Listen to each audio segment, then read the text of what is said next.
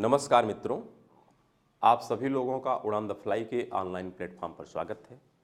Channel को subscribe और like करने के लिए आप सभी लोगों का धन्यवाद। यदि वीडियो के दौरान किसी भी प्रकार का एडवर्टीजमेंट आता है तो उसे आप पूरा देखें। हम लोग वर्तमान में इंडियन मिनरल्स पर डिस्कशन कर रहे हैं और इसके अंतर्गत जितने भी धात्विक मिनरल्स हैं उसको हमने कई पार्टों में लगभग कंप्लीट डिस्कशन किया है।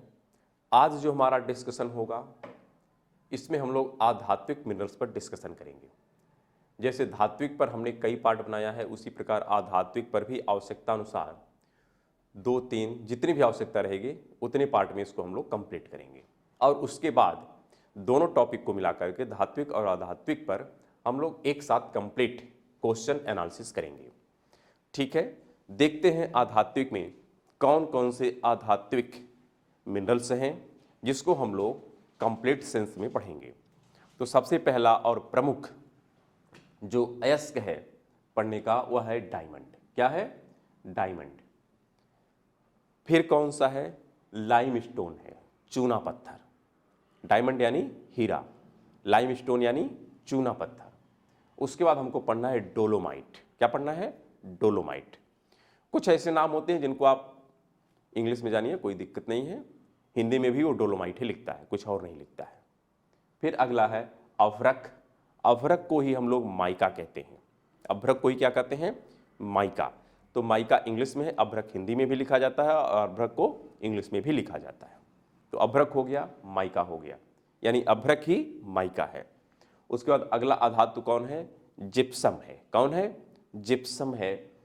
फिर आगे बढ़ते हैं तो टेल्कम, जिससे हम लोग एक पाउडर बनता है, टेल्कम पाउडर, तो यह उसी की बात कर रहा है और उसी को हम लोग कहते हैं सेल खड़ी। क्या कहते हैं? सेल खड़ी। तो हम लोग सेल खड़ी का नाम जानते हैं और सेल खड़ी को कहते हैं टाल्क, एक चट्टान होती है उसी से बनता है टेल्कम पाउडर। और अगली अधातु है साल्ट, तो नमक जिसको हम कहते हैं। इतने आधात्विक के पार्ट को हम लोग पढ़ेंगे। यहाँ पर एक आपके मन में डाउट हो रहा होगा कि यदि हम डायमंड पढ़ रहे हैं तो डायमंड एक प्रकार से कोयले का ही अपरूप है, तो कोयला क्यों नहीं पढ़े? तो कोयले को हम लोग अलग से पढ़ेंगे, क्योंकि मिनरल्स में हमने पहले ही आप लोगों के साथ डिस्कस कर दिया है कि मिनरल्स के 3 कैटेगरी हैं। एक धात्विक है, एक आधात्विक है और एक ईंधन से संबंधित खनिज हैं। तो जब ईंधन वाले टॉपिक को हम देखेंगे तो वहां पर हम कोयले का डिस्कशन करेंगे, वहाँ पर हम यूरेनियम का डिस्कशन करेंगे, वहाँ पर हम ऑयल का डिस्कशन करेंगे और वहाँ पर हम लोग गैस का डिस्कशन करेंगे। लेकिन इस अधातु में जो हीरा है यह आधात्विक की कैटेगरी में रखा जाता है, इसको ईंधन की कैटेगरी में नहीं रखा जाता है। इसलिए हम लोग हीरा को पहले पढ़ लेंगे, जबकि यह जिससे बना है उसको बाद में पढ़ेंगे। तो सबसे पहले हम लोग देखते हैं कि जो हीरा या डायमंड है इसका प्रमुख अयस्क कौन सा है। जैसे लोहे के कुछ अयस्क थे, तांबे के अयस्क थे, मैग्नीज के अयस्क थे, फिर बॉक्साइट के अयस्क थे, उसी प्रकार से हीरे के भी कुछ अयस्क होते हैं। और उसमें कौन से हैं?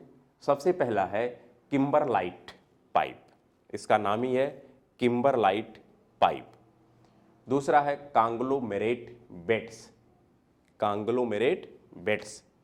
तीसरा है एलुवियल ग्रेवल, एलुवियल ग्रेवल, यानी जहाँ से ये सब पाए जाते हैं उनकी बात हो रही है। और इसके बारे में दिया है कि हीरा जो है कार्बन का सबसे शुद्ध रूप एवं प्रकृति की सबसे कठोर धातु मानी जाती है।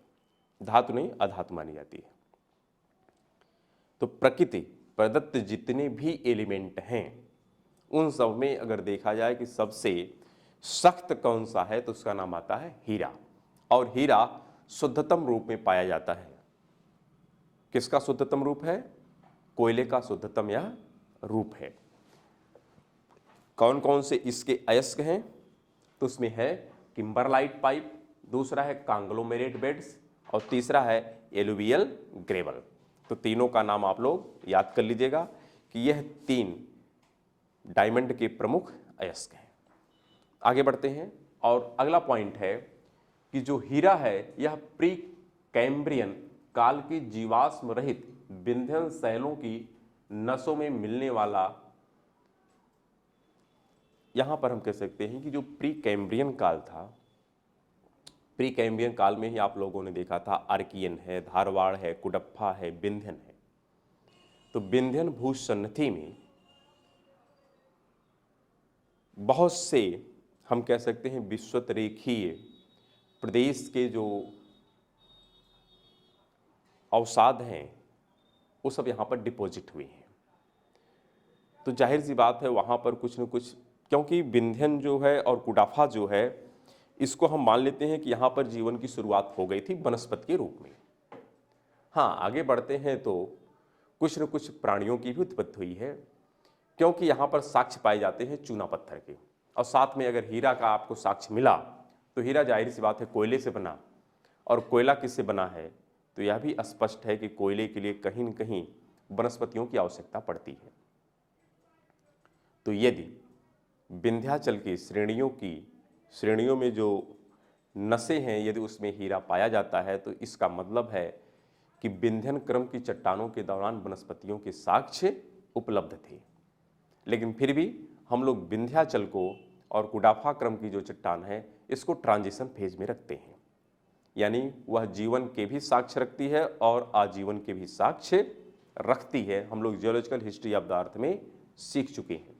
तो यह उसी की बात कर रहा है कि प्री कैम्ब्रियन काल की जीवाश्म रहित, यहाँ पर लिख रहा है क्या, जीवाश्म रहित। यहाँ पर जैविक की बात नहीं कर रहा है बल्कि किसकी बात कर रहा है, जीवाश्म की। तो जीवाश्म मतलब ये जो प्राणी होते हैं, जीव जंतु होते हैं, उसकी बात कर रहा है। यहाँ पे वनस्पति को एलिमिनेट किया गया है। तो जीवाश्म रहित विंध्यन शैलों की नसों में मिलने वाला जो हीरा होता है यह काफ़ी मूल्यवान माना जाता है। यानी हीरा की जितने भी खाने हैं उसमें सबसे प्रमुख जो हीरा होता है वह कहाँ पे पाया जाता है, विंध्यन क्रम की जो शैल होती है उसकी नसों में जो ट्रैप हीरा होता है वह सबसे कीमती माना जाता है। फिर कह रहा है जो एमपी मध्य प्रदेश है वहाँ पर दो हैं, एक है पन्ना है और एक है सतना। यह हीरा उत्खनन की दृष्टि से एकमात्र राज्य है और यहीं से क्या, यहीं से मुगल, पिट, महान और लोफ आदि प्रसिद्ध हीरे प्राप्त किए गए हैं। यानी ये हीरे के प्रकार हैं। कौन कौन से प्रकार हैं, मुगल है, पिट है, महान है और लोफ है। ये सब प्रसिद्ध हीरे के प्रकार हैं जो किस खान से पाया गया है, पन्ना और सतना की खान से पाया गया है। वैसे हीरा की सबसे प्रमुख खान आपकी, अच्छा आप कहेंगे सर अभी विंध्याचल बता रहे थे फिर आ गए एमपी, पन्ना, सतना। तो भाई जो विंध्याचल है यह विंध्याचल स्थित कहाँ पे है, मध्य प्रदेश के ही तो सेक्शन में स्थित है ज़्यादातर। तो जब मध्य प्रदेश में है तो मध्य प्रदेश में ही सतना और पन्ना है, तो वहीं पर हीरे की खान भी है। तो इसलिए ये डाउट मत करिएगा, विंध्याचल की ही चट्टानों में है, लेकिन उस विंध्याचल की चट्टान का जो विस्तार मध्य प्रदेश के सतना और कह सकते हैं पन्ना में है, वहाँ पर ही जो बहुमूल्य कीमती हीरा है वो पाए जाते हैं। और उसमें भी 4 प्रकार के हीरे जो प्रमुख हैं वो हैं, कौन कौन से हैं, मुगल है, पिट है, महान है और लोफ है, ये पाए जाते हैं। फिर अगला बात कर रहा है कि जो कोहिनूर हीरा है, कौन सा हीरा है, कोहिनूर हीरा है, इस धरती का सबसे कीमती हीरा है। यह जो हीरा है यह आंध्र प्रदेश की गोलकुंडा खान से निकाला गया है। किस खान से निकाला गया है, गोलकुंडा की खान से। तो आपके मन में डाउट आएगा कि सर अभी कह रहे हैं कि सबसे कीमती हीरा विंध्याचल की जो शैल है उसकी नसों में ट्रैप होते हैं, और वही नसें या वही विंध्याचल की श्रेणियाँ जो पन्ना और सतना मध्य प्रदेश में विस्तृत है वहाँ पर पाई जाती हैं। लेकिन विश्व का सबसे बेशकीमती हीरा गोलकुंडा की खान से पाया जाता है जो आंध्र प्रदेश में है। तो ऐसा होता है, ऐसी कोई बात नहीं है। इसका मतलब अगर ऑन एवरेज आप निकालेंगे तो कीमती हीरा आपको विंध्याचल की शैल की नसों में पाया जाता है, लेकिन इस धरती का सबसे जो बेशकीमती हीरा है वो कहाँ से पाया गया, गोलकुंडा के खान से पाया गया, जो कहाँ पर है, आंध्र प्रदेश में है। देख लेते हैं इससे संबंधित कौन कौन सी प्रमुख खाने हैं, हीरा से संबंधित कौन कौन सी प्रमुख खाने हैं। तो बहुत छोटा सा पॉइंट है, कोई बहुत नहीं है। सबसे बड़ी खान वही है मध्य प्रदेश की, पन्ना और सतना से ही हीरा की, हम कह सकते हैं इसका हीरा का निष्कर्षण किया जाता है। और उसके पीछे भी कारण है, क्योंकि यहीं पर गोंडवाना बेसिन था, और गोंडवाना बेसिन जिसको हम विंध्यन बेसिन कहते हैं, वहीं से विंध्याचल निकला है, और वहाँ पर ही विश्वतरेखीय वनों का एक प्रकार से ट्रैप हुआ है। ये सब बेसिन में जाके सबडक्ट किए थे, वहाँ पर उनके ऊपर बहुत सारे अवसाद, टेम्परेचर, प्रेशर लगा, वो सब कोयले में तब्दील हुए, और फिर वही कोयला बाद में कहीं न कहीं हीरे के रूप में विद्यमान है। और साथ में एक गोलकुंडा की भी खान है, और वो कहाँ पर है? आंध्र प्रदेश में है। तो वही कह रहा है कि आंध्र प्रदेश के कुर्नूल जिला, कौन सा जिला है? कुर्नूल जिला है, और यहाँ पर है मुनिमाडुगु तथा समल्लाकोटा यहाँ पर, और साथ में है बंगनपल्ले, क्या है? बंगनपल्ले एवं अनंतपुर जिले में, यानी 2 जिले हैं। एक तो हो गया कुर्नूल जिला हो गया, यहाँ पर 2 खाने हैं, एक का नाम है मुनिमाडुगु और दूसरा है समल्लाकोटा। और बंगमपेट तथा अनंतपुर में भी एक खान है जिसका नाम है बजकरूर। क्या नाम है? बजकरूर। तथा कृष्णा नदी थाले का रेतीला क्षेत्र, भाई कृष्णा नदी का जो रेतीला क्षेत्र, वहाँ पर भी हीरे के कुछ अवशेष पाए जाते हैं। अवशेष हम नहीं कहेंगे, बल्कि हीरे का निक्षेप पाया जाता है। साथ में आंध्र प्रदेश के कुर्नूल जिला में पाया जाता है, और बंगनपल्लई तथा अनंतपुरम में भी हीरे पाए जाते हैं। फिलहाल केवल पन्ना की जो खान है से हीरे निकाले जाते हैं। आंध्र प्रदेश की किसी खान से हीरा का निष्कर्षण नहीं किया जाता है।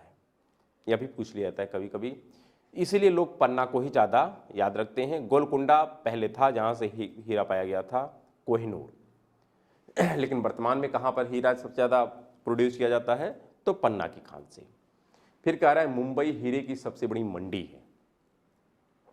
अगर हीरे की सबसे बड़ी मंडी पूछा जाए कहाँ पर है, तो कहाँ पर आएगा? मुंबई। यहाँ पर हीरे की क्या की जाती है? उसकी फिनिशिंग की जाती है, जिससे हीरे में चमक आती है। क्योंकि हीरा अगर आप नेचुरल फॉर्म में देखेंगे तो उतना नहीं चमकेगा जितना आपको इसको तराशने के बाद, उसकी फिनिशिंग करने के बाद इसमें चमक आती है। तो उसकी ज़्यादातर मंडी कहाँ पर है? मुंबई में है। फिर हम देखते हैं चूना पत्थर। देखिए आधात्विक में बड़े छोटे छोटे पॉइंट हैं, फिर भी आप याद रखिए कि हीरा के बारे में पूछ लिया जाए तो कार्बन का एक अपर रूप है। कहाँ पर पाया जाता है? पन्ना, सतना, मध्य प्रदेश, साथ में गोलकुंडा, आंध्र प्रदेश, और आंध्र प्रदेश में भी कुर्नूल जिला है। फिर यहाँ पे बात कर रहा है चूना पत्थर, लाइम स्टोन। लाइम स्टोन जो है पूरा कैम्ब्रियन, यानी हम कह सकते हैं कैम्ब्रियन के पहले की बात हो रही है। पूरा कैम्ब्रियन से अभिनव काल तक की भूगर्भिक अवसादी संरचनाओं में मिलता है। पूरा कैम्ब्रियन का मतलब जो आपका विंध्याचल और कुडाफा है वह प्री कैम्ब्रियन काल की है, यानी कैम्ब्रियन से पहले की घटना है। वहाँ पर भी चूना पत्थर पाए गए हैं। साथ में जो वर्तमान क्रम की नवबलित संरचनाएं हैं या अवसादी संरचनाएं हैं, वहाँ पर भी चूना पत्थर के साक्ष्य पाए जाते हैं। इसीलिए कहा जाता है पूरा कैम्ब्रियन काल से लेकर के वर्तमान तक की जितनी भी अवसादी चट्टानें हैं उन सभी में चूना पत्थर के साक्ष्य पाए जाते हैं, खास करके कुडप्पा क्रम की चट्टानों में। तो हमने पहले कहा कि जो कुडप्पा क्रम की चट्टान है वहाँ पर खास तौर से ये चूना पत्थर पाए जाते हैं। फिर कह रहा है कि आखिर में इसका हम लोग प्रयोग क्या करते हैं? तो इस चूना पत्थर का ज़्यादातर हम लोग प्रयोग करते हैं सीमेंट उद्योग में। किसमें? सीमेंट उद्योग में। कि जब सीमेंट बनाई जाती है तो उसमें रॉ मटेरियल के तौर पर हम लोग किसका प्रयोग करते हैं? चूना पत्थर का। और भारत में जितने भी चूना का प्रोडक्शन होता है उसका लगभग 76%, कितना? 76% प्रयोग हम लोग किसमें करते हैं? सीमेंट उद्योग में करते हैं। साथ में किसमें और करते हैं इसका प्रयोग हम लोग? तो लौह इंडस्ट्री में इसका प्रयोग होता है। फिर यहाँ पे कह रहा है चीना मिट्टी जो होती है उसमें प्रयोग करते हैं हम लोग, उर्वरक में प्रयोग करते हैं, अन्य रसायनों में प्रयोग करते हैं, फेरा मैग्नीज उद्योग में भी इसका हम लोग प्रयोग करते हैं। तो अच्छा, फेरोमैग्नीज भी एक बार पीछे आया था जिसमें हम लोग बात किए थे कि फेरस तो रहेगा ही रहेगा, मैग्नीज भी रहेगा और बॉक्साइट भी रहेगा, यानी एक प्रमुख एलिमेंट है फेरोमैग्नीज का। लेकिन उसमें किसका और हम लोग प्रयोग करते हैं? चूना पत्थर का। देखिए, कोई भी धातु या अधातु जब आप पढ़ते हैं कि यह इससे मिलकर के बनी है, तो इसका मतलब वह उसका प्रमुख एलिमेंट होता है। ऐसा आप नहीं कहेंगे कि केवल बस दो ही के मिल जाने से वह बन गई है, ऐसा नहीं है। उसमें अन्य कंपोनेंट को भी हम लोग उसमें इंट्रोड्यूस करते हैं, लेकिन उनका कंट्रीब्यूशन बहुत लिमिटेड होता है। तो यहाँ पर बात हो रही है कि अगर फेरोमैग्नीज में हमने सिर्फ पहले देखा कि 3 एलिमेंट है प्रमुख रूप से, एक आयरन है, एक मैग्नीज है और एक बॉक्साइट, तो ये तीसरा कहाँ से आ गया? ऐसा नहीं, क्योंकि उसके बहुत से शुद्धिकरण के लिए हम लोग अन्य एलिमेंट को भी उसमें इंट्रोड्यूस करते हैं। तो चूना पत्थर का प्रयोग हम लोग फेरोमैग्नीज में भी करते हैं, लौह इस्पात उद्योग में भी करते हैं, सीमेंट में तो करते ही करते हैं, उर्वरक को तैयार करने में करते हैं, और यदि रसायन से संबंधित कोई कंपोजिशन है तो वहाँ पर भी चूना पत्थर का हम लोग प्रचुर मात्रा में प्रयोग करते हैं। आगे बढ़ते हैं। चूना पत्थर, वैसे तो इसका उत्पादन लगभग सभी राज्यों में होता है। अरे भाई, ये अवसादी तो है, और चूना बनता किससे है? चूना पत्थर ज़्यादातर जीवाश्म से बनते हैं, हड्डियों से बनते हैं। तो जहाँ जहाँ जीवाश्म पाए जाएंगे वहाँ वहाँ पे चूना पत्थर पाया जाएगा। तो इसलिए पूरे भारत के लगभग हर क्षेत्र में चूना पत्थर प्रचुर मात्रा में पाया जाता है। लेकिन अगर किसी एक क्षेत्र की स्पेशली पूछा जाए जो प्री कैम्ब्रियन काल की है, तो उसमें कुडाफा। कौन है? कुडाफा। फिर प्रोडक्शन के स्तर पर अगर बात किया जाए कि सबसे ज़्यादा प्रोडक्शन कौन सा राज्य करता है चूना पत्थर का, तो वहाँ पर नाम आता है राजस्थान का। किसका नाम आता है? राजस्थान। अकेले कितना करता है? 21%। उसके बाद मध्य प्रदेश 11%। थर्ड नंबर पे आता है आंध्र प्रदेश, इसका भी 11% है। इसका मतलब मध्य प्रदेश और आंध्र प्रदेश में 11% का प्रोडक्शन होता है चूना का।